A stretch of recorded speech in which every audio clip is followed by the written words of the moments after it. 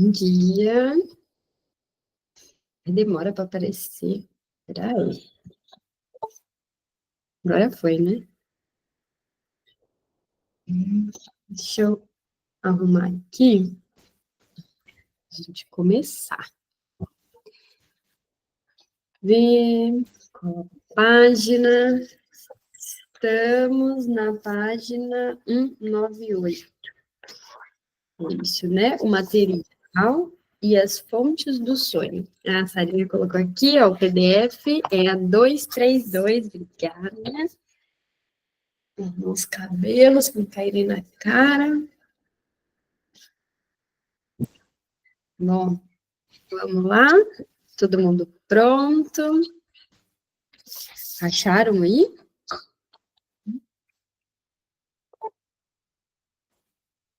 Peraí que eu vou aceitar uma galera. Bruna, bom dia. Qual que é a página? Perdão? Tá, você tá com um PDF ou livro físico? O livro físico. É a 198, a gente vai começar no material e as fontes do sonho. Tá bom, obrigada. Imagina. Então, peraí, que tá entrando um monte de gente. Agora acho que foi. Se não ficar lento. Bom, vou começar, tá bom? Quando a análise do sonho da injeção de Irma nos mostrou que o sonho é uma realização de desejos, o que cativou o nosso interesse foi, primeiro, a questão de se descobrirmos uma característica geral do sonho. E, momentaneamente, sufocamos qualquer outra curiosidade científica que tivesse sido despertada durante aquele trabalho interpretativo. Após termos alcançado o nosso objetivo, peraí, que eu vou aceitar a galera. Se ficar entrando muito, eu vou pedir ajuda da Liz. Tá bom, Liz? Após termos alcançado o nosso objetivo por uma via, podemos retornar e escolher outro ponto de partida para as nossas excursões pelos problemas do sono. Mesmo que, por algum tempo, percamos de vista o tema da realização de desejos, que, de alguma forma, está completamente esclarecido. Nós estamos na página 198, segundo parágrafo. Graças à aplicação do nosso procedimento de interpretação dos sonhos, podemos descobrir um conteúdo onírico latente, muito mais relevante do que o conteúdo onírico manifesto. Desde então, porém, sentimos-nos obrigados a retomar um por um os problemas do sonho, para verificar se não podem ser solucionados satisfatoriamente os enigmas e as contradições que pareciam inatacáveis enquanto conhecíamos apenas o conteúdo manifesto do sonho. As concepções dos autores sobre a relação entre o sonho e a vida de vigília e sobre a origem do material do sonho foram comunicadas em detalhe no primeiro capítulo. Lembramos-nos também daquelas 3 peculiaridades da memória do sonho, que tantas vezes já foram observadas, mas não explicadas. O sonho tem uma preferência clara pelas impressões dos últimos dias. E aí que ele coloca os teóricos, né, que ele estudou. Robert Strunkel, Hildebrandt e também Widham, 2. O sonho, ao selecionar seu material, obedece a princípios diferentes daqueles da nossa memória em estado de vigília, lembrando-se não do essencial e importante, mas do irrelevante e não notado. 3. O sonho tem acesso às impressões da nossa primeira infância e recupera detalhes dessa fase da vida que nos parecem triviais. E no estado de vigília, acreditávamos ter esquecido havia muito tempo. Aí tem uma nota. É claro que a concepção de Robert, segundo a qual a função do sonho seria aliviar a nossa memória das impressões irrelevantes do dia, não pode mais ser mantida, se no sonho aparecem imagens mnemônicas irrelevantes da nossa infância com certa frequência. teríamos de concluir que o sonho cumpre de maneira muito insatisfatória a tarefa que lhe foi atribuída. Naturalmente, os autores observam essas peculiaridades da seleção do material onírico no conteúdo manifesto do sonho. Agora a gente começa o material recente e indiferente no sonho. Agora, ao analisar a origem dos elementos que ocorrem no conteúdo do sonho, eu consulto minha própria experiência, preciso primeiro afirmar que encontramos em cada sonho uma ligação com as vivências do último dia transcorrido. Não importa qual sonho eu analise, um sonho próprio ou de outra pessoa. Esse fato sempre se confirma. Tendo o reconhecimento disso, posso começar a interpretação do sonho, investigando primeiro a vivência que instigou o sonho. Em muitos casos, esse é até o caminho mais rápido. Nos 2 sonhos que submeti a uma análise meticulosa no capítulo anterior, os sonhos da injeção de Irma e o do meu tio com a barba dourada, a relação com o dia anterior é tão óbvia que não precisa de esclarecimentos adicionais. Mas, para mostrar a regularidade com que essa relação pode ser demonstrada, pretendo analisar sobre esse aspecto parte da minha própria crônica onírica. Comunico apenas as partes do sonho que são necessárias para revelar a fonte onírica procurada.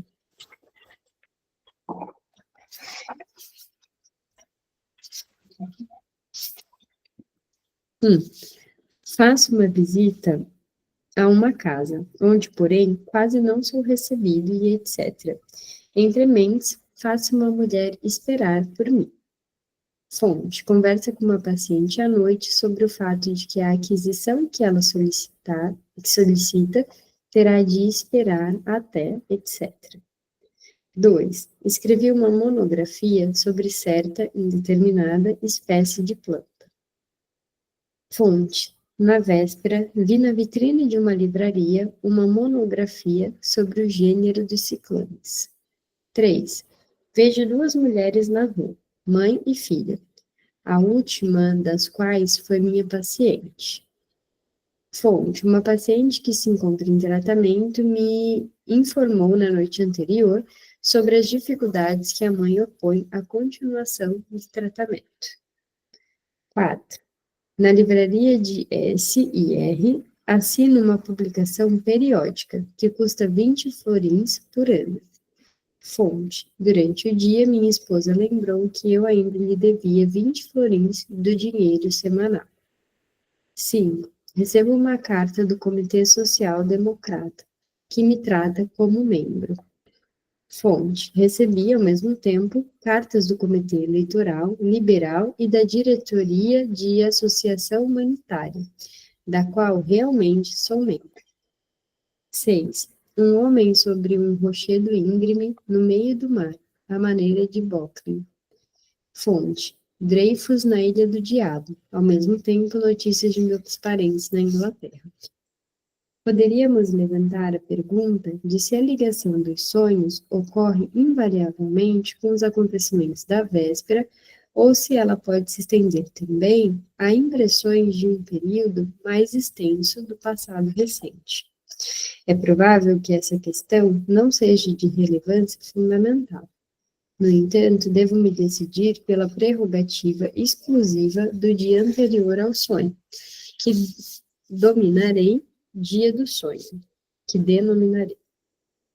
Todas as vezes que eu acreditei que uma impressão de 2 ou 3 dias antes havia sido fonte do sonho, uma investigação mais minuciosa me convenceu de que aquela impressão havia sido lembrada no dia anterior, ou seja, que uma reprodução verificável havia se inserido no dia anterior, entre o dia do evento e o momento do sonho.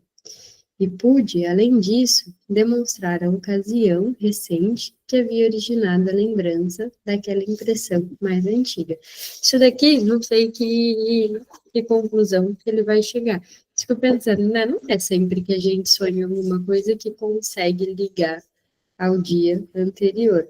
Claro que, de repente, isso que ele está falando aqui, da gente pensar, mas teve alguma coisa que você pensou em algo, até poderia ser, mas eu não acho que seja sempre assim, sabe? Tem essa impressão. Pode falar, Pan. E até às vezes o sonho que pode remeter a alguma coisa do dia seguinte também, né? Por exemplo, o paciente que tem a sessão no dia seguinte, ele sonha no dia anterior também. Alguma coisa, ou naquela semana. Ou até quando a gente está ansioso, né, para alguma coisa, tipo, sei lá, vou viajar, vou fazer alguma coisa, ou não sei, quando as pessoas estava ouvindo até recente de uma pessoa que está esperando um bebê, né, e aí ela sonha que vai acontecer, sonha com o rostinho, sonha com as coisas de como vai ser, porque isso é algo que gera ansiedade, que vai acontecer, não necessariamente que já passou. Acho que tem isso, a gente sonha bastante quando tá ansioso, né? Eu sonho. Nesse sentido, assim, de expectativa. Em algum momento ele deve falar disso. Deixa eu ver aqui.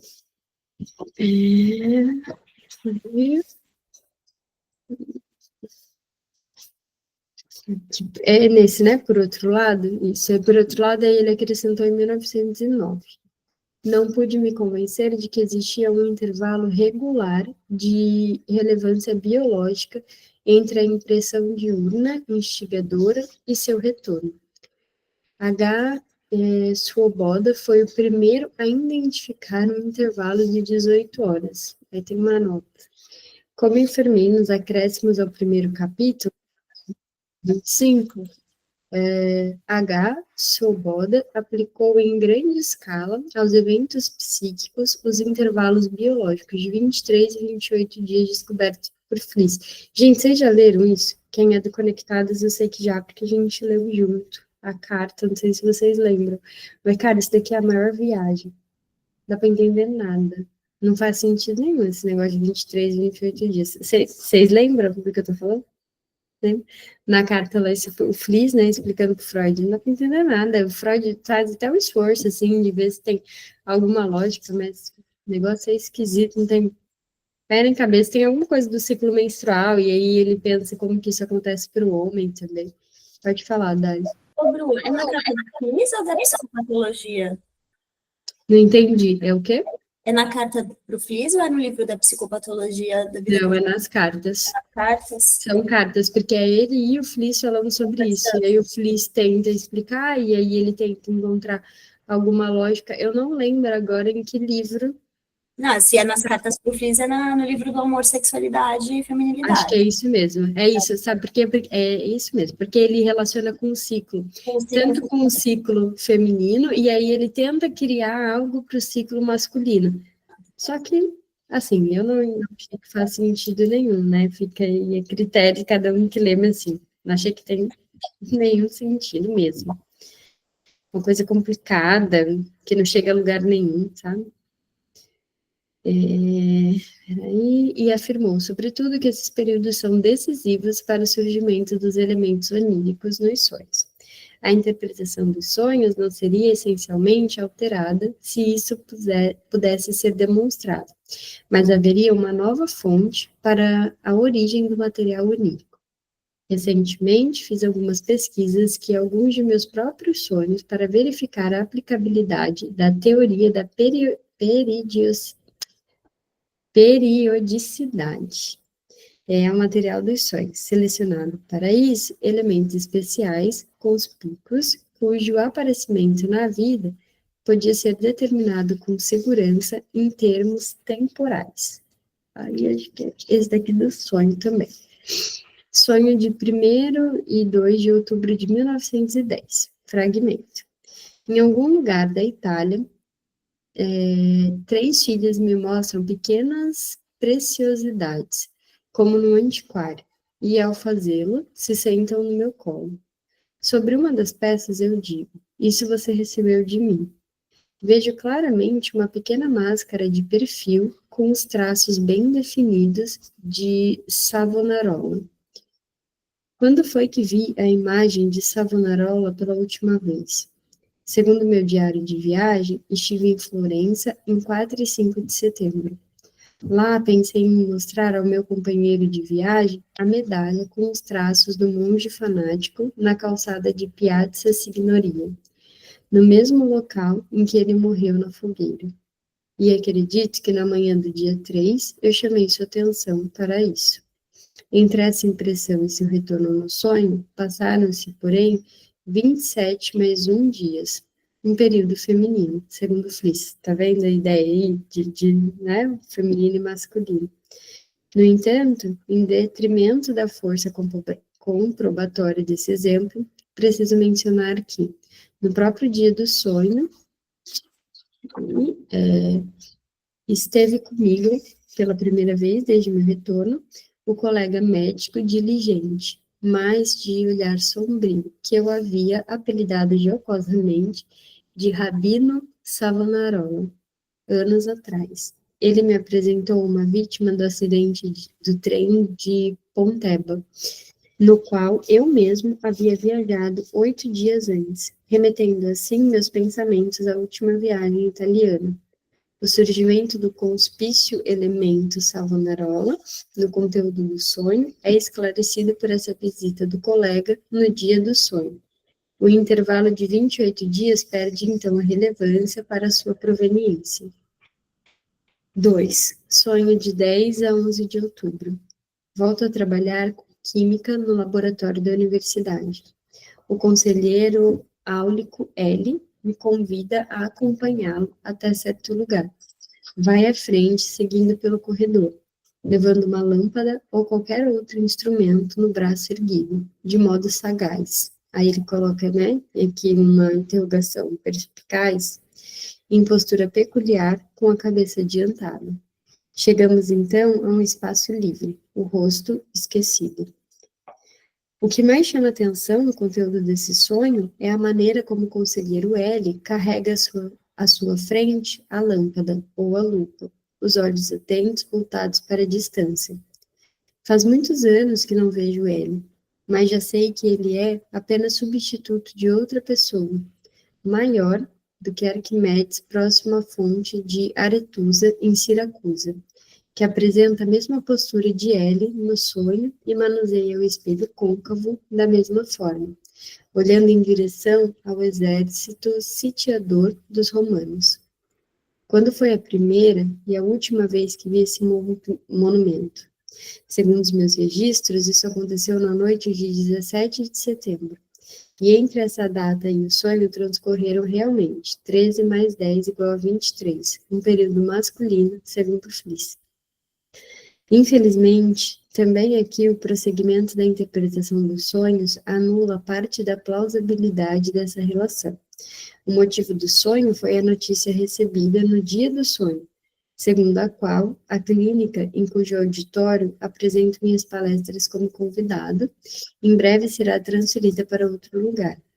Eu acreditava que a nova localização seria num lugar muito desfavorável. Dizia a mim mesmo que seria como se não houvesse mais um auditório à minha disposição, e a partir daí, meus pensamentos devem ter voltado até os primórdios do meu tempo como docente, quando eu realmente não dispunha de um auditório. E os meus esforços de conseguir uma sala despertavam pouco interesse por parte dos senhores conselheiros e professores todo-poderosos. Na época, procurei ele que ocupava o cargo de decano, e eu considerava um protetor meu, para apresentar-lhe a minha necessidade. Ele prometeu ajudar, no entanto, nada mais ouvi dele. No sonho, ele é Arquimedes, que me dá um apoio e, pessoalmente, me leva até a nova localidade. Quem tem experiência em interpretação reconhecerá facilmente que desejo de vingança e megalomania não são estranhos aos pensamentos do sonho. Preciso, porém, concluir que, sem motivo onírico, Arquimedes provavelmente não teria aparecido no sonho dessa noite. Não sei ao certo se a impressão forte e ainda recente da estátua em Siracusa teria produzido efeito com outro intervalo de tempo.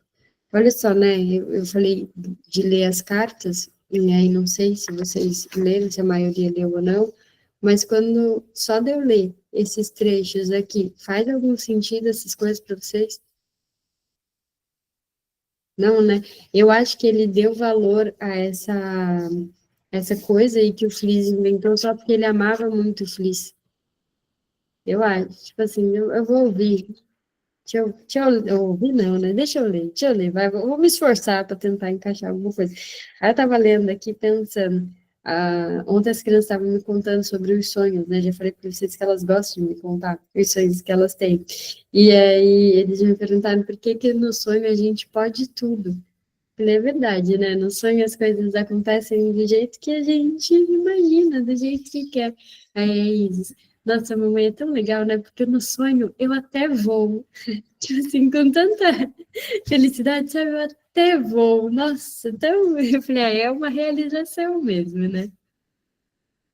Vamos combinar, Isis. Eu não sei quem já sonhou, mas, gente, sonhar que tá voando é bom demais. Eu nunca sonhei. Nunca. Gente, é muito bom. Ai, que boy, Lava Girl. Eu sempre sonhava, assim, todas as vezes que eu sonhei que tava voando, eu começava correndo e aí levantava voo, assim mesmo, e voava. Gente, juro, é muito bom. Faz uns anos que não acontece, mas... Eu vou fazer um teste aqui, vou ficar falando, eu sonhei que eu tava voando, sonhei que tava voando, pra ver se eu sonho que eu tava voando, porque nunca fui. Mas ela falou com uma satisfação, assim, tipo, a gente até voa. Aí ontem ainda pensei, olha só, amanhã, Quintas com Freud, eu vou falar de sonho, e agora me veio isso, assim, a bichinha tava realizada porque ela voa. Ela gosta dessas coisas de... Ela ama, tipo, sereias, como é que se fala? Fada, e aí ela fica, acho que pensando nisso, né? E ela gosta de ler sobre mitologia, e então, como ela fica lendo isso, acho que ela acaba sonhando, né? É muito engraçado, né? Eu nunca tinha visto uma criança de 7 anos que ama mitologia, mas a bichinha é apaixonada por essas coisas. Vai entender. 3, sonho de 2 a 3 de outubro de 1910. Fragmento. Algo sobre o professor Ozer, que pessoalmente preparou o cardápio para mim, o que me tranquiliza muito. Outras coisas foram esquecidas. O sonho é a reação a um distúrbio digestivo daquele dia, que me levou a cogitar a possibilidade de procurar um colega para prescrever uma dieta. O fato de eu ter escolhido o colega Ozer, falecido no verão, remete à morte recente, 10 de outubro, de outro professor universitário. Ué, mas o sonho é do dia 2, do dia 3, como que remete à morte do dia 10? Enfim.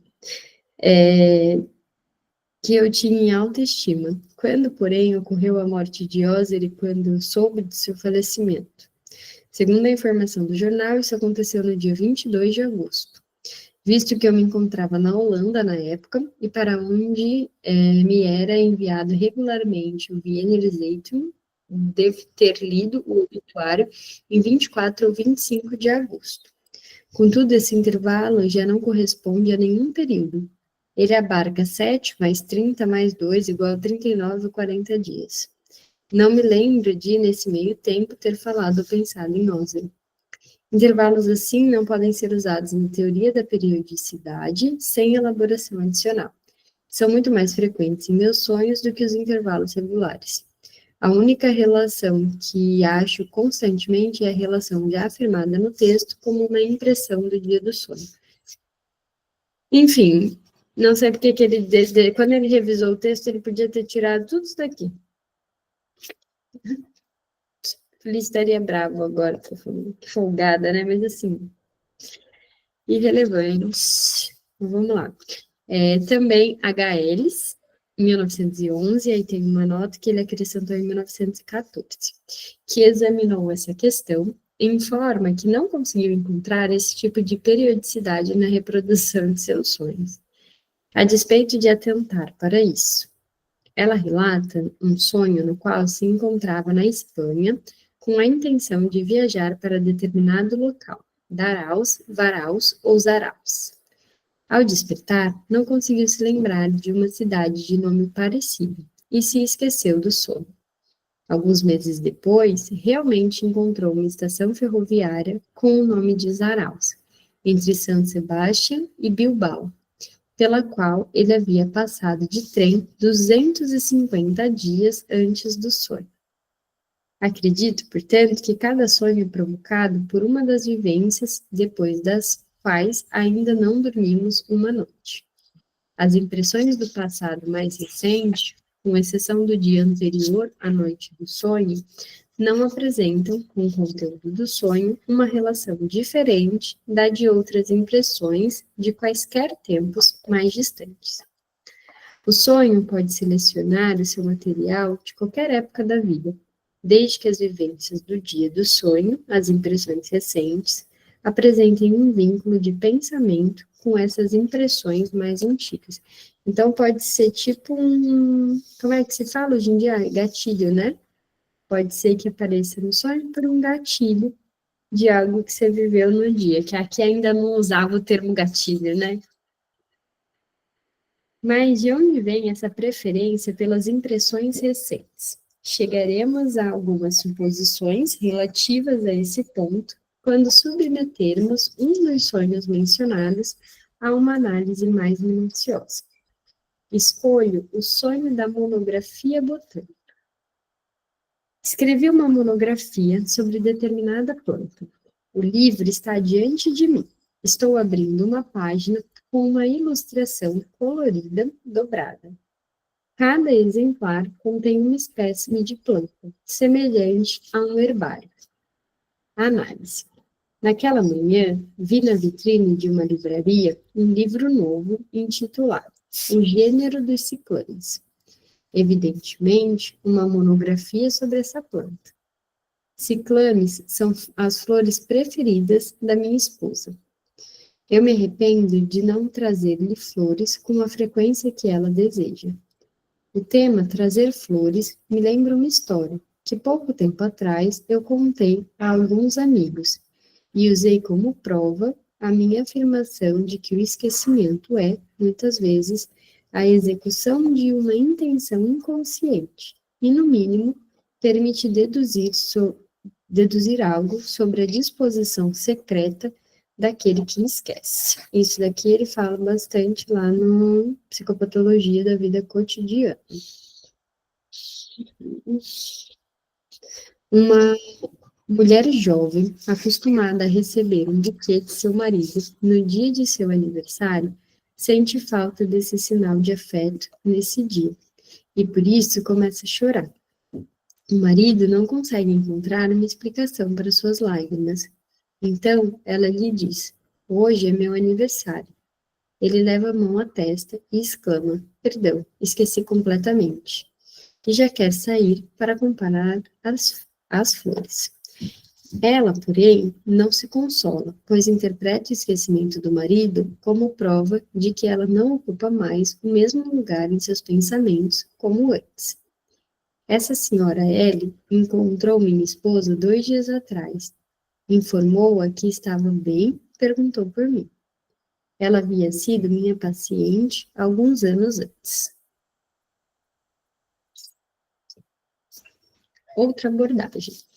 Eu realmente já escrevi algo parecido com uma monografia sobre uma planta, mais precisamente, um ensaio sobre a coca, que chamou a atenção de Kay Kuller para a propriedade anestesiante da cocaína.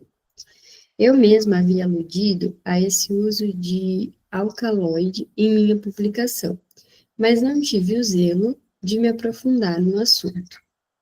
Isso me lembra que, na manhã do dia após o sonho, encontrei tempo para interpretá-lo apenas à noite.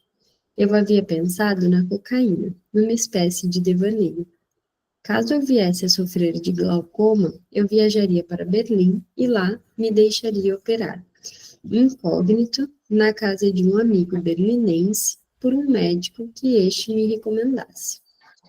O cirurgião, sem saber quem estaria operando, diria mais uma vez o quanto a introdução da cocaína havia facilitado esse tipo de cirurgia.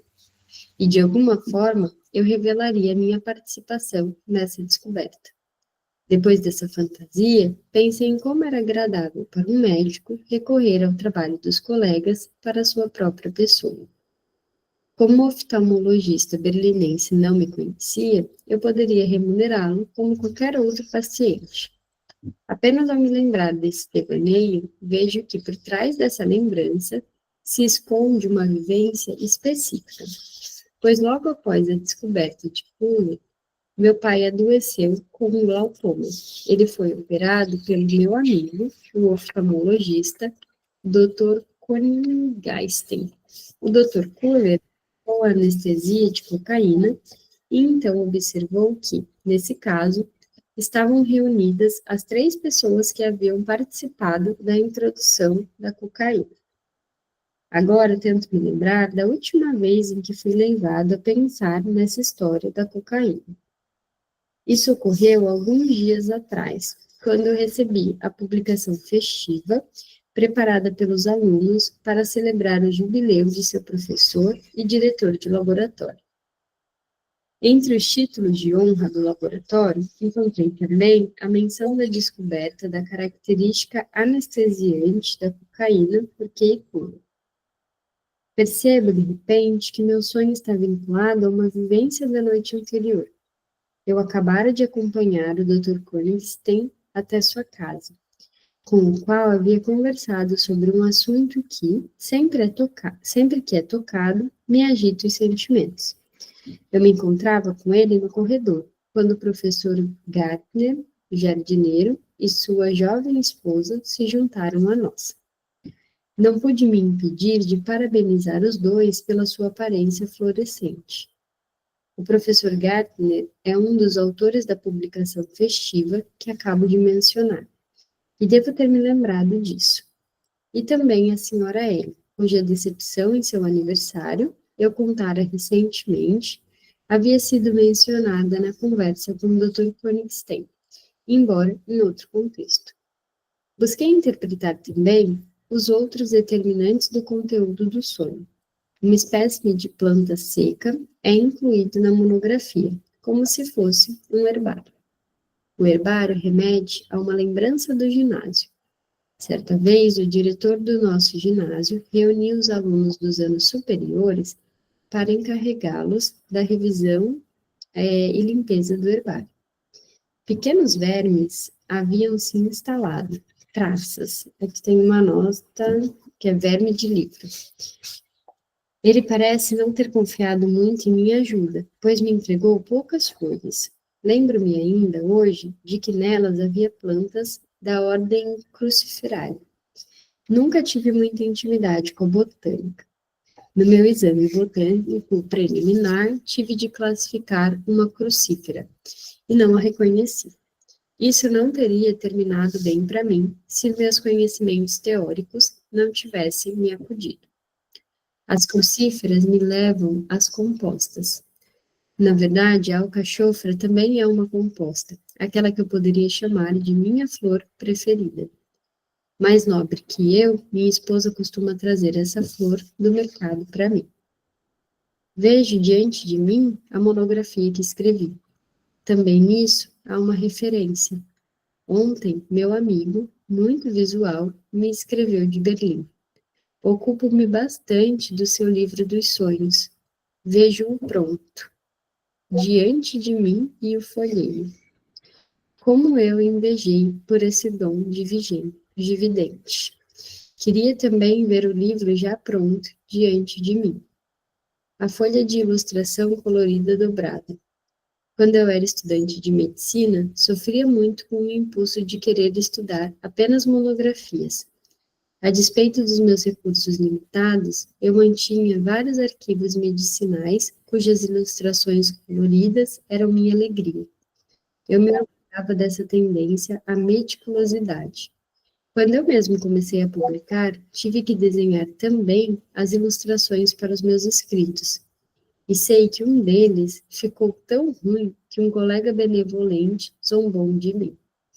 Bom, não dá para se ter tudo, né? Esse talento aí não dava. Junta-se a isso, não sei bem como, uma lembrança da infância. Certa vez, meu pai se divertiu entregando a mim e a mais velha das minhas irmãs um livro com ilustrações coloridas. Descrição de uma viagem à Pérsia. Pérsia, para que nós os destruíssemos. Do ponto de vista educacional, tratava-se de uma medida injustificável. Na época eu tinha 5 anos, minha irmã com menos de 3, e a imagem de como nós, felizes da vida, desmembramos o livro, como uma alcachofra, folha por folha, devo dizer. É praticamente a única coisa da qual me lembro de forma plástica daquele tempo. Quando me tornei estudante, desenvolvi uma paixão extraordinária por colecionar e possuir livros. Olha, não é só a gente, né? Quem aí também compartilha, gente, dessa Ô, paixão? Bru, imagina ele com o Amazon.com ali na vida dele. O bichinho, gente, devia ter experimentado isso, né? Nossa! Ai, a gente faz loucuras com a Amazon.com, né? Análoga à tendência de estudar monografias, uma paixão que já ocorre nos pensamentos oníricos referentes aos ciclames e à alcachofra. Eu me tornei uma traça. Pronto, agora a gente já tem um apelido pra gente. É tudo as tracinhas de livro. Aqui de novo ele coloca amante devorador de livros, que é uma, né, a tradução. Sempre, desde que reflito sobre mim mesmo, relacionei essa primeira paixão da minha vida àquela impressão da infância. Ou melhor, reconheci que essa cena infantil é uma lembrança encobridora para a minha bibliografia posterior. Aqui ele coloca um ensaio sobre lembranças encobridoras de 1899. Muito bom, vale a leitura para quem não leu, vale ler. Naturalmente, descobri desde cedo que as paixões nos levam ao sofrimento. Olha, descobri já cedo que as paixões nos levam ao sofrimento. Aos 17 anos de idade, eu havia acumulado uma dívida respeitável junto ao livreiro e não possuía meios de quitá-la. E meu pai não aceitou a desculpa de que minhas preferências poderiam ter escolhido um objeto pior. A menção dessa lembrança da juventude tardia me remete, porém, imediatamente à conversa com meu amigo, Dr. Corenstein. Pois naquela noite do sonho, falamos sobre as mesmas recriminações, ou seja, que eu costumo ceder demais às minhas paixões. Sempre que termino de ler essas coisas, fico mais apaixonada por ele. Isso deve ser um problema, viu? Por razões que não cabe discutir aqui, não darei continuidade à interpretação desse sonho. Apenas indicarei o caminho que leva a ela. Durante o trabalho interpretativo, lembrei-me várias vezes da conversa com o Dr. Corenstein. Ao recordar-me dos temas discutidos durante aquela conversa, o sentido do sonho se revela a mim. Todos os pensamentos iniciados, desde as preferências da minha esposa e as minhas próprias, a cocaína, as dificuldades de tratamento médico entre colegas, minha paixão por estudos monográficos, até a minha negligência de determinadas disciplinas como a botânica, tudo isso tem a sua continuação e desemboca em algum tema da conversa tão ramificada. O sonho volta a ter o caráter de uma justificação, de uma defesa de mim mesmo, como já o primeiro sonho analisado da injeção de ídolo. Sim, ele prossegue o tema ali iniciado, e o analista, com base em material novo, acrescentado no intervalo entre os dois sonhos. Até mesmo a forma de expressão aparentemente indiferente recebe então uma ênfase. Diz: eu sou o homem que escreveu o trabalho valioso e bem-sucedido sobre a cocaína, semelhante à justificativa de então. Sou um estudante dedicado e competente. Em ambos os casos, portanto, eu tenho o direito de me permitir a isso. No entanto, posso interromper aqui a interpretação desse sonho, pois minha única intenção ao comunicá-lo foi dar exemplo para a relação entre o conteúdo do sonho e a experiência do dia anterior que o provocou. Enquanto conheço apenas o conteúdo manifesto desse sonho, ele parece estar ligado somente a uma impressão do dia. Após fazer a análise do sonho, descubro uma segunda fonte do sonho, em outra vivência do mesmo dia. A primeira das impressões a qual o sonho se refere é uma circunstância secundária e relevante. Vejo na vitrine um livro cujo título me toca de forma passageira e cujo conteúdo dificilmente me interessaria. A segunda vivência apresenta um alto valor psíquico. Devo ter conversado vividamente durante 1 hora com meu amigo, o oftalmologista. Disse-lhe coisas que interessavam a nós dois, e despertaram recordações em mim que fizeram perceber excitações as mais diversas em meu íntimo. Além disso, essa conversa foi interrompida antes que pudesse ser concluída, quando conhecidos se juntaram a nós. Qual é, então, a relação entre as duas impressões do dia e entre elas e o sonho que ocorreu durante a noite? No conteúdo do sonho, encontro apenas uma alusão à impressão irrelevante, e posso então confirmar que o sonho inclui, de preferência, coisas secundárias da vida em seu conteúdo. Na interpretação do sonho, porém, tudo aponta para a vivência importante e justificadamente excitante. Se eu julgar o sentido do sonho segundo o conteúdo latente revelado pela análise, sendo este o único procedimento correto, chego inadvertidamente a uma descoberta nova e importante. Antes de a gente prosseguir, eu estava pensando nessa afirmação que ele fala aqui, que o sonho inclui, de preferência, coisas secundárias da vida em seu conteúdo. Deixa eu ver aqui na vivência, tudo aponta para uma vivência importante, justificadamente excitante. Estava pensando nisso e grifei isso, porque para a gente trazer a ideia de que a gente já discutiu aqui em algum momento o delírio na psicose, e de quanto que é semelhante à questão do sonho, de que todos os delírios que um sujeito tem algum viés a partir daquilo que ele já viveu. Não existe delírio do nada, né? Do nada a pessoa delirou aquilo. Não tem que ter algo relacionado à história dela. E aí nos delírios, para a gente entender, assim, né, cabe, não estou falando do atendimento, tá? Estou dizendo de entendimento mesmo, de compreensão. Cabe uma interpretação. Aquilo diz algo sobre aquele sujeito, sobre a vida dele. Muitas vezes as pessoas pensam que é uma coisa aleatória, né? Um delírio é algo aleatório. E acho que isso que eu queria trazer aqui, que não é. Né? Tem relação com aquilo que já foi vivenciado em algum momento.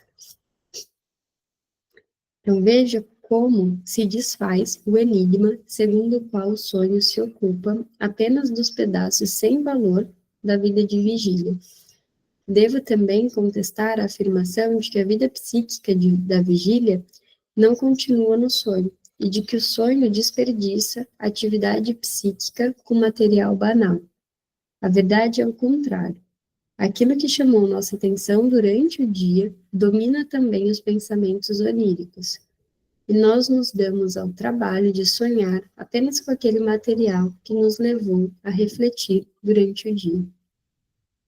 A explicação mais plausível para o fato de que, embora a impressão justificadamente excitante me tenha feito sonhar, ainda assim eu sonho com a impressão irrelevante do dia, é provavelmente que temos aqui, de novo, um fenômeno de deformação do sonho, que acima relacionamos a um poder psíquico que age como censura.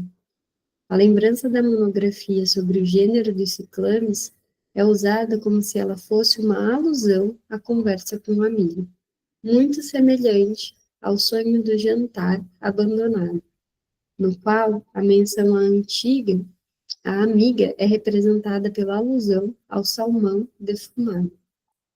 Pergunta-se apenas quais os elos intermediários permitem que a monografia sirva de alusão à conversa com o oftalmologista, visto que, a princípio, essa relação não é evidente. No exemplo do jantar abandonado, a relação existe desde o início. O salmão defumado, como comida preferida da amiga, pertence ao círculo de representações que a amiga consegue provocar na sonhadora. No nosso exemplo, estamos lidando com duas impressões separadas, que, à primeira vista, nada têm em comum, além do fato de ocorrerem no mesmo dia. A monografia chama minha atenção de manhã. A conversa ocorre à noite. A resposta que a análise nos oferece é: essas relações, a princípio, não existentes entre as duas impressões, são tecidas posteriormente entre o conteúdo de representações de uma e o conteúdo de representações da outra. Destaquei os respectivos elos intermediários já na redação da análise.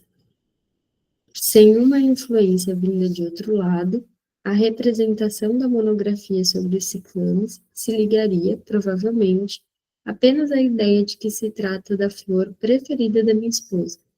Talvez também a lembrança do buquê esquecido da senhora Ellie. Não acredito que esses pensamentos secundários teriam sido suficientes para provocar um sonho. Não é preciso que nenhum fantasma saia do túmulo, meu senhor, para nos dizer isso. Lemos em Hamlet, ato 1, cena 5. Mas então a análise me lembra que o homem que interrompeu a nossa conversa se chamava Gardner, jardineiro, e eu achara a aparência de sua esposa florescente. Sim, lembro-me agora de que uma das minhas pacientes, que tem o belo nome de Flora, foi o tema central da nossa conversa por um momento. Deve ter sido assim que, por meio desses elos intermediários do grupo de representações da botânica, se deu a ligação das duas vivências do dia, da irrelevante e da excitação. Então, houve outras relações. A cocaína, que com todo direito pôde fazer o nexo entre a pessoa do Dr. Königstein e uma monografia botânica escrita por mim, solidificando a fusão dos dois grupos de representações em um só, de modo que um elemento da primeira vivência pode ser usado como alusão à segunda. Sei que essa explicação será contestada como arbitrária ou artificial. O que teria acontecido se o professor Gardner e sua esposa florescente não tivessem se juntado a nós, se a paciente mencionada se chamasse Ana em vez de Flora? A resposta é fácil. Se essas relações de pensamento estivessem ausentes, é provável que outras tivessem sido escolhidas. É muito fácil fazer esse tipo de relação, como demonstram os enigmas e gracejos que nos entretêm durante o dia.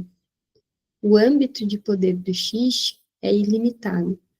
Indo um pouco mais longe, se não houvesse possibilidade de estabelecer relações intermediárias suficientes entre as duas impressões do dia, o sonho teria sido diferente.